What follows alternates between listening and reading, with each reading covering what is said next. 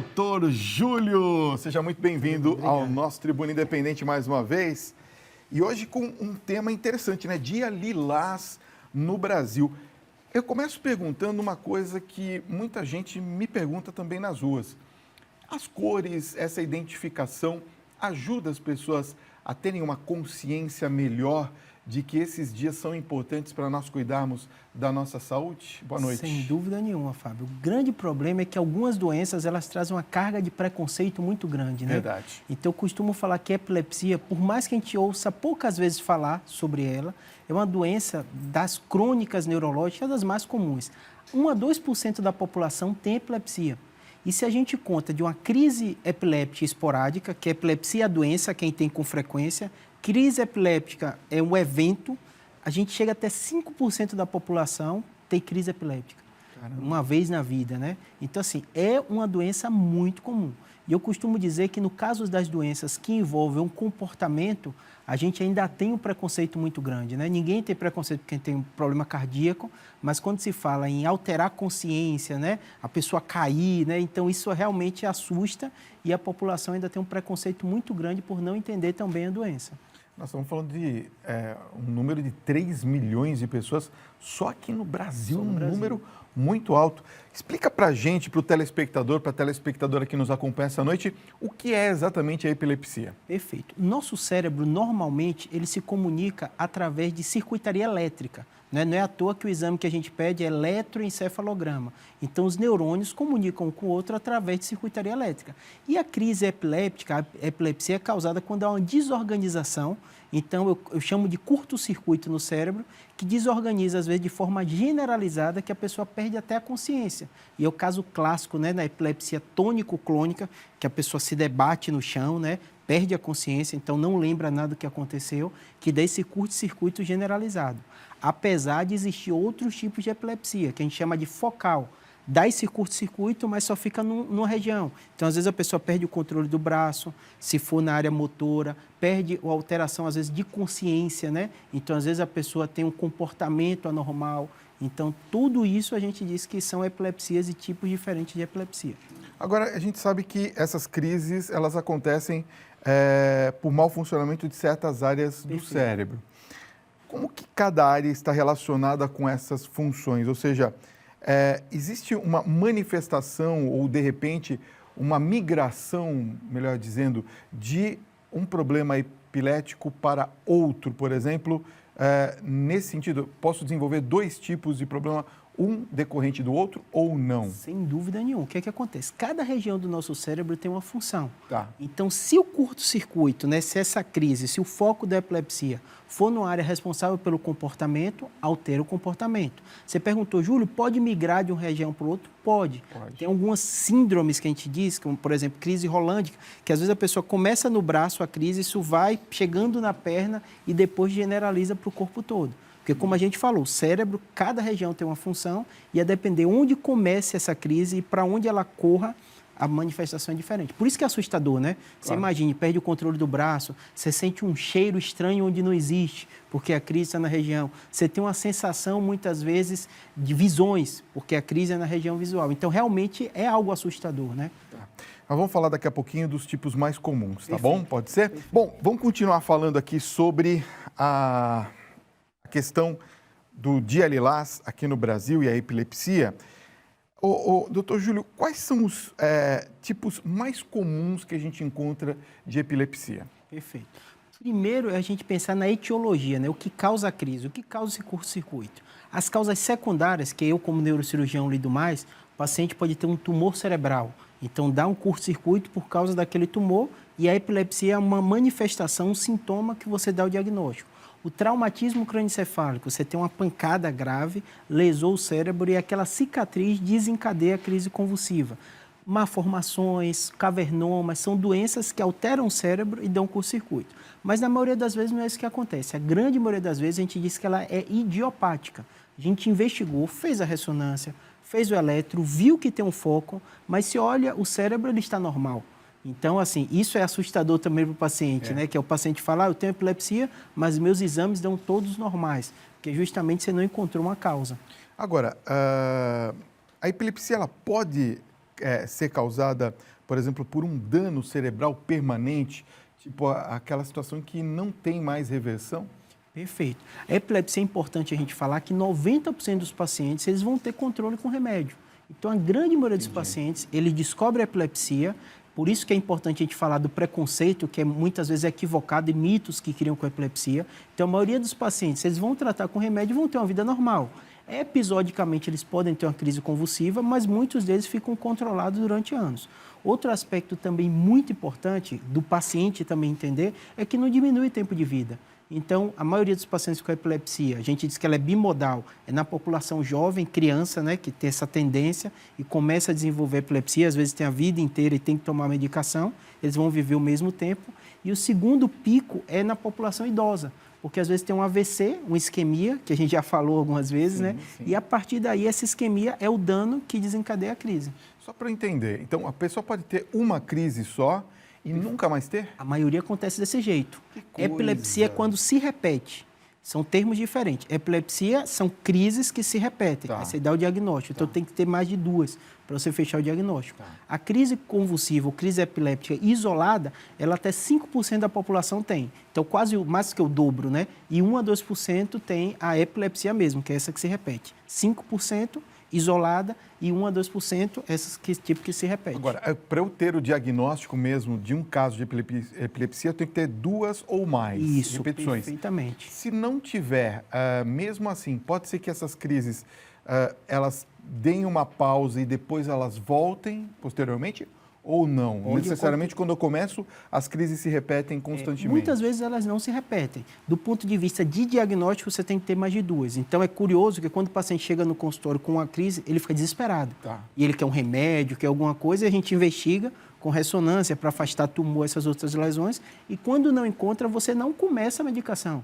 Você tem que esperar, porque você informa o paciente que grande parte dessas pessoas vão ter uma crise única na vida e nunca mais vão se repetir. Agora, isso é independente do tempo. Se eu tiver uma repetição depois de muito tempo, isso já é caracterizado um caso de epilepsia, ou não? Isso. Tem uma relação temporal. Vou te dar exemplo. Teve na infância e depois teve com 40 anos de idade. Foi uma distância muito grande e não dá para caracterizar. Entendi. Eu vejo uma pessoa com uma crise epilética. Qual que é o primeiro passo? O que eu devo fazer? Isso. Há um mito, né, muito grande, né? O primeiro mito para a gente organizar é dizer assim, não precisa desembolar a língua. Se você coloca seu dedo, a pessoa está tendo contração, ela pode ter contração e morder e te lesionar. Você não pode colocar nenhum objeto, então caneta, nada disso, porque a pessoa pode morder e machucar a boca. A única coisa que você faz é botar a pessoa numa posição confortável, colocar ela de lado para que a saliva não aspire, nada disso, e aguardar.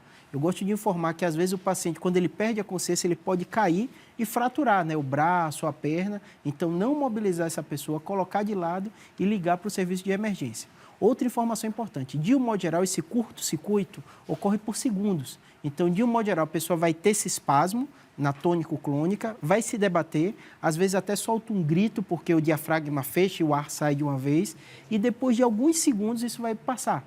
Então, o mais importante é você ter calma, coloca de lado, aguarda, segundos a minutos, poucos minutos, isso melhora. A pessoa, quando começa a acordar, ela acorda ainda meio devagar, porque eu digo que é um curto-circuito, músculo, tudo isso ele sente um pouco, e geralmente a pessoa começa a falar. Então, quando ela já tem epilepsia, ela já começa a informar, eu tenho isso. Então, o mais importante é isso. Não se apavorar. Não se apavorar. E outra coisa que você falou importante dos familiares, né? Eu falo que algumas doenças não adoecem só a pessoa, né? É verdade. O cuidador e quem está do lado, ela tem uma pressão muito grande. Eu costumo dizer que pessoas famosas, né? Machado de Assis, epilepsia, Van Gogh, várias pessoas conhecidas e históricas que mudaram a nossa sociedade, tinham epilepsia e tinham uma vida normal, o QI normal. E a pessoa que sofre epilepsia, eu falo que a doença tem um peso tão grande que até na Bíblia cita, né? O jovem epiléptico, né?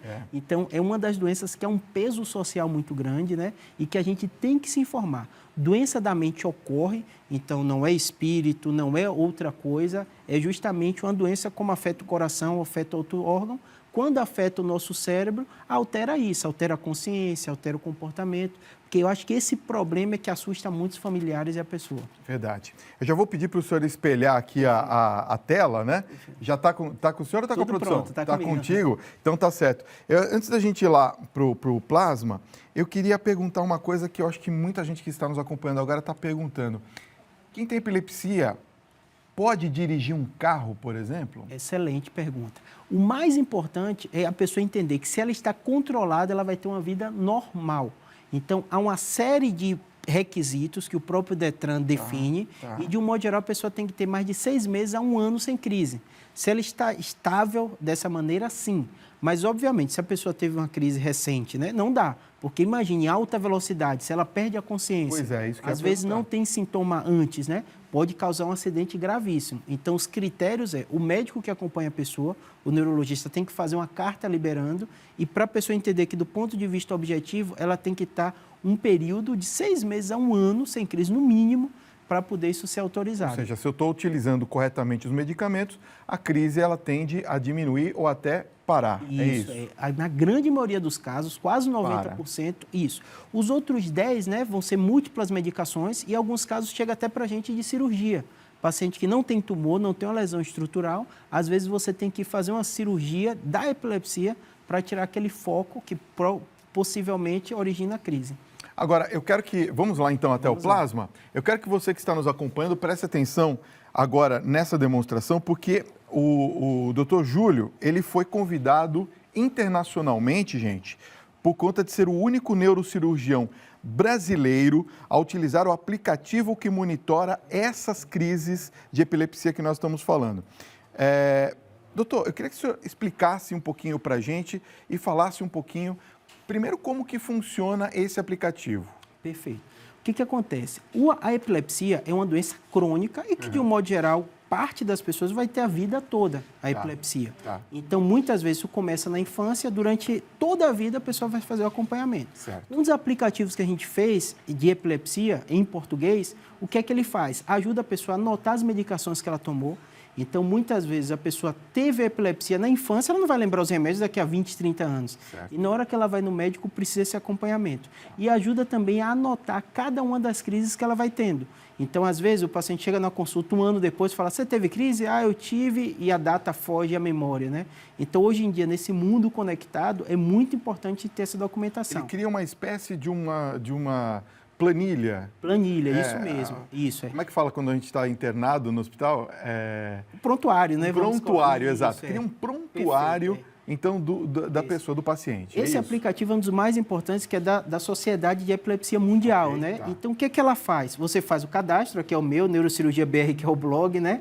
Você coloca o seu e-mail e vai ter todas as informações. O seu diário de crise, que é isso que eu falei, que é o mais importante para colocar cada dia que teve crise.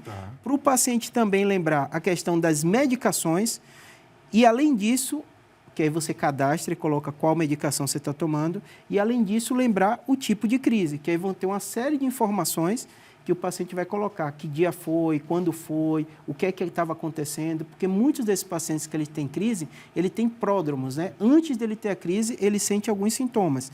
Então, assim, um dos aspectos mais importantes para a pessoa entender, quando ela tem epilepsia, tem que estar tudo muito bem documentado. É uma doença que é para o resto da vida. Infelizmente, muitas pessoas, elas são portadoras de epilepsia, então são 2%, e não dá nem sempre para ela lembrar completamente de cabeça todos os remédios que tomou, principalmente quando surge na infância, né? A mãe que toma conta, né? Até os 18 anos, então às vezes pega paciente adulto e fala, não lembro, minha mãe que sabe. Né? É verdade. Então é curioso, se ele está com tudo isso anotado, é bem importante isso. E no caso, por exemplo, a gente pode anotar tudo que aconteceu, até se sentiu mal, de repente, tomando um medicamento, eu anoto aqui, é isso? Perfeito. Eu falo que, assim, o artifício do aplicativo é mais uma informação, né? Se a pessoa anota numa agenda, no papel, não importa. O importante é ela entender que tem que ter essa informação. Porque muitas vezes o paciente não está se dando bem com a medicação, o médico quer trocar, mas ele não sabe qual ela tentou antes e não funcionou também. No caso, isso aqui fica registrado só no celular da pessoa ou isso vai para algum servidor? Isso. O grande problema é que informação em saúde é complicado, né? Porque não se pode muito compartilhar. Entendi. Até o que a gente tinha, o grande questionamento é assim, você não pode deixar muita informação em nuvem, porque a informação é de foro íntimo, né? Entendi. Então, de um modo geral, quem tem o único controle é justamente a pessoa. O paciente. O paciente. Aí ele pode, na consulta, compartilhar com o médico. E legal que aqui tem, inclusive, qual foi a última conexão, quanto tempo você ficou conectado. Perfeito. E principalmente quando a gente fala de doenças que é para a vida inteira, né, que a pessoa tem que acompanhar, esse tipo de informação. Uma coisa, por exemplo, eu consigo colocar aqui quais são os medicamentos que eu tomo? Consegue aqui, My Medicine. Isso. É isso? Isso. Aí aqui você vai dizendo, né, qual tipo de medicação, até para outras doenças você pode cadastrar, né? Quando descobriu, se teve alguma, que hora você toma, se é de manhã, se é à tarde, se é à noite, se é antes de dormir, que dia começou, e tudo isso fica salvo. Agora, para o senhor que fez essa palestra internacional, que foi chamado e conhece a fundo, qual que é por que esse aplicativo é tão importante do ponto de vista da medicina? Eu costumo dizer que a revolução que aconteceu, que antes quem era responsável pela saúde da pessoa era o médico, né? Então ele sabia tudo, ele tinha um prontuário, e eu acho que o mundo está mudando muito, principalmente com a internet, para a pessoa entender, eu sou responsável pelo meu cuidado de saúde. Ele pode mudar de cidade, ele pode mudar de médico, né? Ele pode acontecer uma série de coisas, mudar de país, e hoje em dia ainda é um problema que a gente tem, né? Até legalmente, né? Que é responsável de guardar a informação do paciente ao hospital, ou o médico no seu consultório. E eu acho que a tendência que está acontecendo, a legislação ainda está se regulamentando para isso, né? É dizer que você, Fábio, eu, Júlio, que tenho que entender e tenho que ter toda a documentação da minha saúde. Até porque se a gente tiver um aplicativo como esse, gente, você pode, por exemplo, se você passar mal em qualquer lugar que você tiver, você pode mandar esse prontuário para o seu médico. Com certeza. Né? Hoje tem WhatsApp, sei lá, Perfeito. Algumas ferramentas, você manda para o seu médico, o seu médico pode ter uma análise, não é? Perfeito. A respeito desse acometimento, por exemplo, através desse aplicativo ou não? Sem dúvida. É uma tendência mundial, né? No seu programa você usa o WhatsApp o tempo inteiro, né? As pessoas perguntam, né? E eu falo que essa relação com o médico é essencial, né? Porque realmente o paciente se comunica, ele manda mensagem, ele tira dúvida. Então, essa ferramenta é uma ferramenta a mais.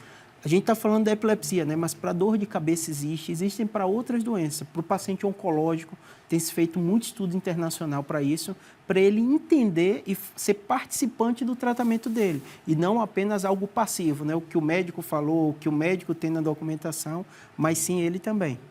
Muito bom. Obrigado pela demonstração. Vamos sentar. Vamos lá. Aqui. Por favor, senhor na frente. Eu queria continuar esse papo. Eu queria perguntar sobre a questão dos novos tratamentos. Quais são os novos tratamentos que a medicina traz para quem é epilético? Isso. Eu gosto de dizer uma coisa bem importante quando a gente fala de epilepsia, como é uma doença, né, que muitos anos, né, todo mundo conhece alguém ou um parente, a gente sabe que as medicações antigas funcionam. Eu sempre gosto de brincar que não é porque o remédio é antigo que ele não é bom, né? Então, a maioria das medicações clássicas que você encontra no posto de saúde, eles acabam funcionando bem. Obviamente, se a pessoa tem uma doença que dá um curto-circuito no cérebro, tem um foco de crise, as medicações agem tentando reduzir esse limiar de crise. E, obviamente, tem que agir no cérebro todo e todo remédio tem efeitos colaterais. Muitos pacientes tomam essas medicações mais antigas e funcionam muito bem e estão super bem, mas tem pessoas que são mais sensíveis. E nessas pessoas, vamos dizer assim, dezenas de remédios surgiram nos últimos anos e que têm funcionado muito bem para controlar as crises. Entendi. E além disso, Fábio, evoluiu muito também o aspecto cirúrgico, porque tem pessoas que, infelizmente, né, não é um número insignificante, né, 10 a 15%. Eles tomam remédio, tomam múltiplos remédios e mesmo assim tem crise epiléptica refratária. Aí, nesses casos, as novas tecnologias que vão desde marca-passo no cérebro, que para tentar reduzir essas crises, até cirurgia que tira a lesão, também ocorre. De retirada da lesão? Retirada da lesão. Como eu te falei, né, a maioria das crises você não encontra um dano cerebral, que é tumor, essas coisas que é mais simples de você imaginar assim, que tira. Nesse caso específico da cirurgia, quantos por cento de resultado positivo a gente 80% tem? de controle. 80%. Nesses pacientes que são refratários. Então, é um número relativamente alto. Agora, tem que ser muito bem selecionado, né? Porque é comum o paciente, às vezes, estar controlado com remédio e achar que vai fazer uma cirurgia e não vai precisar mais do remédio e que esse é o caminho, né? Então, a cirurgia, ela é muito específica para situações que o paciente não tem um bom controle com o remédio. O estresse pode ser um desencadeador de epilepsia? Sem dúvida nenhuma. Agora, a gente vai falar um tema que é delicado. Por quê? Muitos pacientes que têm epilepsia têm outras doenças neuropsiquiátricas associadas. Depressão, você consegue imaginar como muda a vida da pessoa ter epilepsia, então a incidência de quem tem epilepsia e depressão é maior. Os transtornos de ansiedade, você imagina, você tem uma doença que a qualquer momento ela pode vir. Então, muitas vezes o paciente com epilepsia ele é muito ansioso, que ele fica com medo de qualquer momento ele ter uma crise. E, além disso, a gente tem os fatores desencadeantes, que foi sua pergunta. Não dormiu direito, então muitas vezes predispõe a ter crise, não se alimentou bem, pode ser. O estresse também é algo que está estabelecido. Pessoa que tem epilepsia, ela realmente tem que estar, vamos dizer, tentar deixar a vida, né? Eu costumo brincar que o estresse, tudo faz parte da vida, né? Mas quem tem uma doença como a epilepsia tem que tentar ao máximo controlar esses fatores externos. Doutor Júlio Pereira, neurocirurgião, quero agradecer sua presença nessa noite, muito esclarecedor sobre o assunto. Quero deixar os contatos do doutor, você que quer conversar com ele, tem um número de WhatsApp exclusivo do doutor, tá? 11 São Paulo, 99503 8838, está aparecendo aí no vídeo, ó, 11 99503 8838. Tem um telefone de contato do consultório, esse aqui? 11 São Paulo, 4200-2300. Esse é bem facinho, hein? 4200-2300. E tem o YouTube, que é o canal do doutor, que eu estava conversando com ele aqui, eu vi ele conversando também aqui nos bastidores. Tem muitas informações também no seu canal no YouTube, não é isso? Perfeito. É porque, assim, a pergunta, seu programa é bom por isso, né? Que você traz a pergunta direto do seu público, Obrigado. né? E, às vezes, a gente, na medicina, a gente se foca em falar do tratamento e a pergunta simples, que é de direção, é a pergunta que eu mais ouço no consultório, né? E, às vezes, a gente não encontra essa informação. Então, no canal do YouTube, eu tento colocar uma linguagem para a população das doenças neurológicas mais comuns. Muito fácil, youtube.com/neurocirurgia BR, tá? Copia como está aqui no vídeo, ó, Neurocirurgia BR. Bate uma foto, né? Depois você acessa direitinho. Doutor Júlio, obrigado pela sua presença nessa noite aqui no nosso Tribuna Independente e pelos esclarecimentos. Obrigado por ter vindo.